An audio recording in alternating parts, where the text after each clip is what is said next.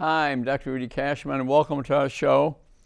This is my wellness show, and this today, I must say, a bit of an unusual subject, and you might even say controversial. And you also might say, Rudy, why'd you even touch it? Well, because I care about you. I care about the American people. I've spent 80 years as an American, okay? And I think not to touch this subject of guns, I think is a mistake, and I'm going to stay totally neutral on it. I just trying to maybe start a discussion between opposing camps here, that we at least talk to each other without hostility, and see we couldn't come to some consensus. I'll tell you right off the bat, I don't think we should take all the guns from the people. I don't think we should do that. So I'm not an anti-gun individual, but I do think we could tweak the laws a bit, and I don't know what's going to be successful. You just try different things. At least we're doing something, because what are we having, really? You look at the name of my show. We're having slow-moving mass murder. Yeah, we are. Many people commit suicide, 36,000, 37,000 deaths every year, 40,000 at times, 2/3 of suicides. Guns are 90% successful in the suicide, so you have a gun in the home. Actually, it has been shown that if there's a gun in the home, the person more likely to be injured from the gun is somebody in your own home using, not some stranger coming in, a family member using it, either on themselves or on you, an accident or an argument, or a child. 2 children die a day from accidental gun injuries. You have the people that have guns, which 36% of the Americans have a gun. The rest don't have a gun, but 50% of them don't keep them locked up even. Believe me, kids will figure out how to get into it. Even if you get it locked, they'll figure it out. You pick up the paper and you read about it. There are 88 gun deaths a day. Mm-hmm. And we're worried about ISIS. I realized that the 60 or so that died recently, I realized that's a big number, but he was an American. He was an American, okay?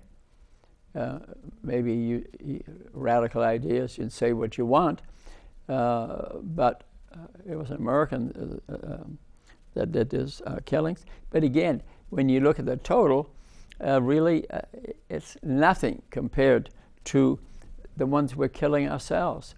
The suicides, the thousands, 20,000 or so suicides, for example. If you take a pill and you want to kill yourself, the odds of being successful, 10%. Use a gun, 90%. Many of them are teenagers, stressed out about the stresses of life. Can something be done about it? I think we should do something, but why don't we have a friendly conversation and help decide maybe what that might be. The Heller decision, H-E-L-L-E-R decision, March 18th, 2008, was about the Washington, D.C. gun laws. They had because of high crime rates, had totally outlawed that you could own a gun. That was a D.C. local law. If you had a rifle, it had to be disassembled, locked up. Very strict law, but yet they were having a high murder rate, high crime rate. That's the reason why they did it. They restudied it 10 years later, and guess what? Nothing had changed. So what was the problem? Well, the culture, I think, was the problem. But the other states that surround D.C., Maryland, Virginia, for example, didn't have those laws. So 90% of the guns that were used in the slow-moving mass murders they had gotten in states next door. So that tells us if we're going to have some laws, they should be national laws. It's like New York has a strong gun law, but most of the crimes committed in New York are with guns that have been gotten from other states, like Florida, for example, which is very lax gun laws. So it would need to be a national law. We're worried about the mentally impaired, but then again, they're hard to identify. And who of us, one time or another, isn't mentally impaired? It's difficult. You go out at dinner, have a few drinks, that person is mentally impaired. If the guns are not like normal house and they get an argument in the house and the family, what could happen? I mean, and it does happen, and it does happen. So that's a difficult thing. I would think at least we could have good background checks. With a computer today, that'd be hard to do, but yet our Congress, largely Republicans, are preventing us from collecting true statistics, type of guns, how many guns, what type of injuries. When we speak about 37,000 deaths, we haven't spoken about the number of injuries. The people that are paralyzed, the people living in nursing homes, the people that are not working. That's about 10 times. I researched the stats. There are certain sites you can get some of the statistics, although they're hard to get from the federal government. But 10 times as many injuries as deaths. So what are we talking about? 40,000 deaths. We're talking about a few 100,000 injuries. Missing a leg, an amputation, had to have a lung removed, entered the brain, living in a nursing home, living in a wheelchair. Myself, as a neurosurgeon for 45 years at age 39, saw a lot of that. Yes, especially I saw a lot of inner city black gentlemen. This is not a racial comment. Is that come in paralyzed from gun injuries, from drug sales, territories, things like that. But so it's not a racial thing because who is buying the drugs? The white community with the money. We're buying the drugs. So we're all involved in this. We're all involved in this. But this is particularly heavy on the black community, where a mayor in Missouri, I think it was, called it slow-moving mass murder. We're wiping out a racial group. We're wiping them out with guns. What to do about it, I don't have the answer, but I care. I think somebody should care. You know, I do a lot of wellness teaching, and I've written books on diabetes and eating, and the same community has much higher rates of diabetes because of sugar addiction. Sugar's more addictive than cocaine because they have so much more stress because of poverty and crime and bullets flying by. They eat a lot of sugary foods and developing type 2 diabetes, which is manifested by weight, lack of exercise, whatever. And so what's killing them? The guns and diabetes. And nobody seems to care. Well, I bring it up on both my TV shows. I care. I'm inside the churches trying to teach them about the diabetes, but guns, subject I haven't touched, but I would like to start the conversation. I don't know the end point. Like I said, I don't think it should be outlawed. I think that, but you might question the Second Amendment, a well-regulated militia being necessary for the security of a free state. The right of the people to keep and bear arms should not be infringed. But like I said, I am not against owning a gun. But let's face it, it's hanging on threads, because what's that saying about owning a gun? It says very little. I think what's happened is people are making it mean whatever they want it to mean. But I think we should realize too that the articles in the Constitution, almost all of them, you know, they say, well, follow the Constitution and bum, bum, bum. Well, they've all been modified somewhat because of over time, almost every one of them. So to say that we have interpreted just exactly like this says, which would be the militia which the Supreme Court has used for over 70 years, okay? That we're militia and we don't have the right to own a gun. That was really true. This is what they followed for 100 years or more. And this is a different time, and you have to consider that. But eventually, because the people with high crime rates in D.C., that they wanted to overturn the law because people in their homes with all these high crime rates, they want to protect themselves. That makes sense to me. So through a lot of maneuvering, eventually we came to the Supreme Court, and instantly enough, Antonio Scalia, the Supreme Justice who died, he presided over that court at that time, and it was his vote that passed that you indeed have a right to own a gun.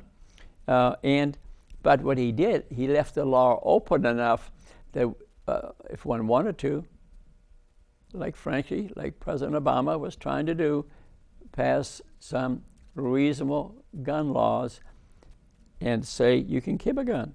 Some reasonable laws to make it maybe safer for the suicides and the crime and accidental children that died, for example, and domestic violence, for example, to modify the law a little bit. I might agree with a lot of things the president does, but to me that seemed like a reasonable idea. The trouble is we're loggerheads. We're not talking to each other, and no congressman is willing to work on it because they may not be reelected. Actually, instantly enough, it was it was Bush, George Bush, who, remember, he's also the one who was looking for weapons of mass destruction, and we went into Iraq, and look what we got now. What do we got now? That killed a lot of people. It's killing people every day. He's also the one who loosened the gun laws. Mm-hmm. Bush, he did it. He's the guy that did it. What a legacy. You loosen the gun laws, and then you start a whole bunch of other wars over the Middle East. I read 10 books on the Middle East. I don't think he read them. Had he read them, he would never go near the place. Yeah, he's responsible for a lot of this. So, and then the National Rifle Association, which always had been conservative and was for gun laws, changed their tune a bit, and you can understand their point of view. They were afraid they're going to outlaw guns for good before this decision came up, and I don't blame them. They're hunters. Some people own a gun. They're good at, and that's their sport, and they need it for protection. Believe me, there are people who need a gun for protection. Okay, so remember, I said I agree with that. But let's be reasonable about it. But now we have two paranoid groups of people, the pro and the anti-gun, at each other, not negotiating to produce some reasonable changes. That's all I'm saying we ought to do. At least have the conversation. I'm not even saying what the changes are. Let's have a little conversation. And I repeat again, I think we should have the right to own a gun. But I think we need to define a little better. And I personally think, and I'd like to say to the NRA, I think it is less likely that you lose the right to own a gun if you act reasonable and negotiate some reasonableness at this time. Because I think there is a danger with a new appointee Supreme Court coming up that Republicans refuse to help appoint one, that in case someone gets elected, that would appoint a little more liberal judge yet, that one could lose the right to own a gun. I think it could happen, but if it would not happen, if they were more reasonable now and negotiate some reasonable gun laws about terrorists and criminals and the mentally ill and how to store it and how to keep it locked up and start a big-time educational program, whatever things you could dream up, and they were to do that, I think it's a lot less likely they're going to eliminate the guns for good. I really think so. That's my opinion. Give my opinion, but I doubt that's going to happen. And then I think they're in danger of losing the guns. That they just get sick and tired of this. I saw in the paper the other day where we in the world rank, if you count per people, per 100,000, where we are in terms of gun deaths in the world. And I looked at this graph, We were so out of whack compared to the rest of the world. We were like a star in the sky, counting the number of people that have died and are injured. Remember, I speak about the injury. They always count gun deaths. They never speak about the injuries. Let me tell you about the injuries. It's huge. 5 to 10 times as many injuries as there are deaths. Yeah, not working, in wheelchairs, living in nursing homes, dementia, loss of speech. I saw all of it as a neurosurgeon. I saw all of it as a neurosurgeon. And then we have these multiple deaths. Columbine, and then Timothy McVeigh blows up a whole federal building because he's upset that the government wants to maybe change the gun laws. That's one of the things that was on his list. That comes up periodically. A mass killing is more than 4 a day, okay? What would you guess the number of mass killings that we have in the United States per year? About 365. Yeah. On the average, 1 mass killing a day. That's more than 4. I didn't see it in the paper because they're occurring in LA and Chicago and Podunkville. They're all over the place. They don't even make a story.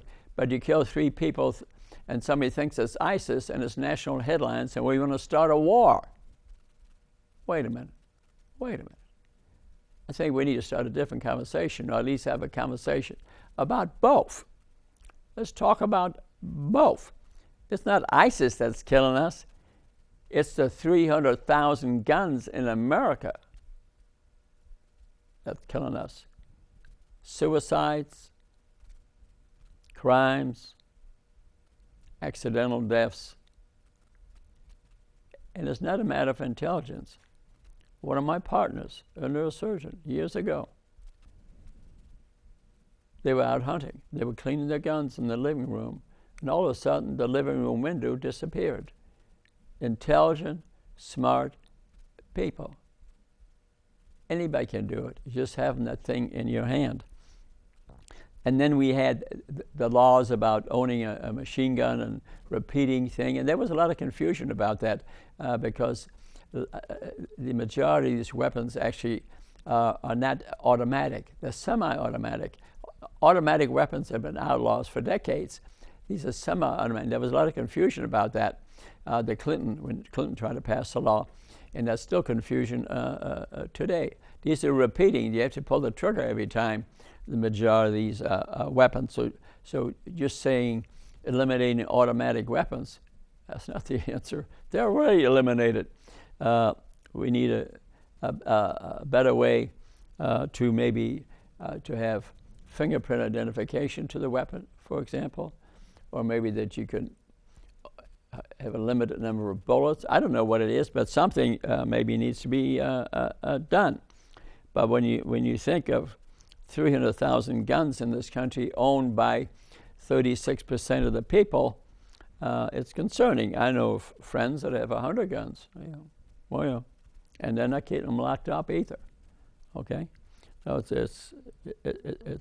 so gun safety is a big thing. So, but it's hard to compromise when someone's whole goal is destruction of the other opinion. That's got to stop. We're all citizens. We're in the same boat. We're all on the same ark. We're in the same boat.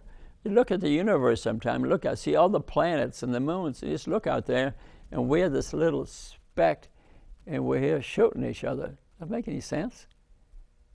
So I think we have a culture of violence, a culture of guns, and like I said, I'm not against owning a gun, but I think we got to somehow change our regulations on it a bit. And so two people can't speak to each other when one is wishing the destruction of the other. We need to consider that our goal, gun safety, let's admit gun ownership is okay, but let's just, the Hill Amendment has been passed, 2008, with the right to own a gun. That debate's off the table. So now let's regulate it a little bit. Doesn't have to be draconian to increase the safety. I personally think most NRA members actually will be for that. Yeah, Yeah, they actually would be for that. They always have been for that. Most of them are reasonable people. And so let's have a gun debate, okay? And incidentally, when they changed the gun law in D.C., that the outlaw that you couldn't own a gun 10 years later, the crime was no different because, as I said, they got them from the outside. But the Supreme Court for 70 years followed the militia theory that the militia had the right to own a gun. We now have the National Guard, so the people don't have a right to gun. But I don't agree with that, and that's changed in this Heller decision 2008, a name you need to remember. Heller was a white policeman in Washington, D.C., living right at the border of the part of D.C. I took my neurosurgical training in D.C., so I'm familiar with that. I worked at the D.C. General Hospital where most of the gun injuries went to, so I have a lot of experience from that. So people are more likely to be killed by their own gun than a stranger. Yeah, suicides, accidents. That's the true statistics. And we need to keep close track because it's a public health issue now because these injuries are very expensive. People come to the emergency room, they're paralyzed, and there's been whatever, the majority of them have no insurance, so the hospital has to eat the bill, and if they're paralyzed, what do you think that bill is going to be? And who ends up paying it? The public in general. Maybe we can put some of the cost into the gun manufacturer, whatever, to put some responsibility out there, and that you can't sue a manufacturer. Maybe that needs to be limited because they're the ones promoting the sales. And if at a gun show now they have private sales, okay? The government has pretty strict rules, background checks, takes a certain number of hours before you issue a gun. But if you do a private sale, non-government, you sell it yourself or call it a private sale, which is 40% of the gun sales at shows are private sales. They don't have to follow federal law. So as one of my best friends I played tennis with went there recently to buy some guns, and he was out of there in 5 minutes, had two with multiple bolts in it. Actually, they could pull the trigger 5 times and shoot the darn thing. Somehow automatic thing. And it was a private sale, so they didn't have to do a background check, which was ridiculous. So the law, certain things could be changed to make it easier. So I think we are destroying a race of people by not changing the law in some manner. I don't know the answer. They have this type 2 diabetic rate because they're eating because of the stress that causes God knows 50 diseases, and then they're being wiped out with crime in the neighborhood because maybe drug sales or whatever. And the white community is buying the drugs largely, which I know to be a fact. It's killing a lot of people, especially suicides, which are 90% successful. I think a lot of that could be prevented. For example, we could have education. If in the home, the depressed person, that they called a number, and they get rid of the guns, for example. I mean, that'd be easy to do, but it would be some step in that direction. One way would be is when somebody goes to a doctor, they do a lot more testing for depression, for example, which doesn't come in and say, I'm depressed. Usually they come in and say, I'm dizzy, I got a headache, I got a neck pain. I noticed in the paper recently they wanted almost every woman going to see a doctor to fill out a form, which was a depression test, because the responsibility of taking care of the children and the budget, and then the big guy comes home at night, dinner has to be ready. They want to screen women for depression. Well, they need to screen men for depression too, because it doesn't always come in to the emergency room with a doctor as, hey, I'm depressed. It comes usually as something decorated, as something something else. And then we passed the Brady bill because that had to do with Brady, who was shot when they tried to assassinate Ronald Reagan. He was injured, as you know, had to go to the hospital. And that bill finally was passed after a lot of wrangling, where there's some delay before you get the gun. Okay, that's been changed so much, I don't even know what the exact days is.